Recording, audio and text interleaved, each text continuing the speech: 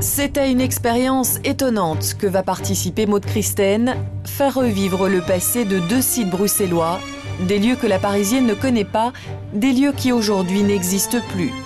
Parviendra-t-elle à décrire l'histoire de ces sites mythiques? La voyante s'en dit capable, même si elle l'affirme en ce domaine, rien n'est certain. Voici le lieu choisi, le Brusilia, la plus haute tour d'habitation en région bruxelloise. Nous sommes à Schaerbeek, au pied du parc Josaphat. Et là, vous pouvez enlever le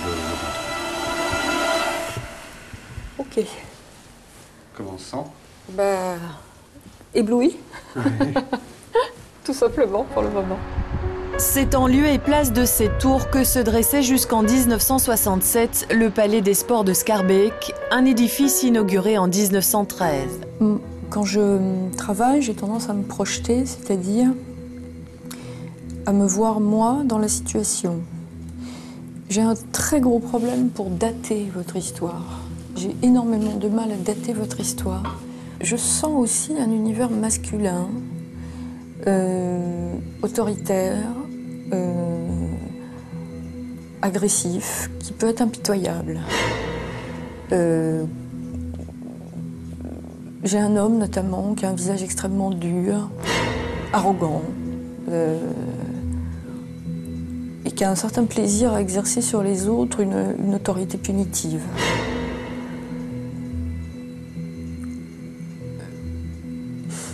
Tout me fait peur. C'est comme si j'étais écrasée physiquement, moralement, humainement. Comme si on voulait me réduire à néant. Ou qu'on ait voulu réduire à néant des gens qui se sont trouvés ici.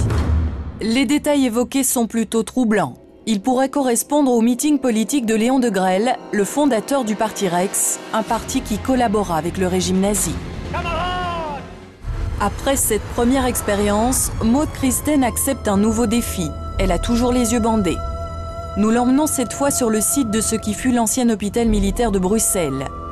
Inauguré en 1888, abandonné en 1980, aujourd'hui le bâtiment n'existe plus.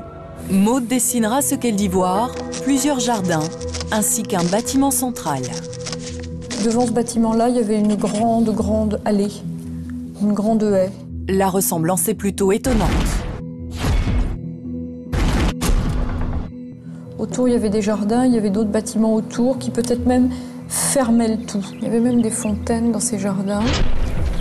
C'était très beau, très paysager, avec des jardins extrêmement entretenus.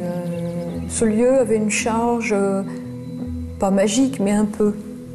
Comme si en rentrant là ou en venant là, il pouvait se passer quelque chose de merveilleux pour eux.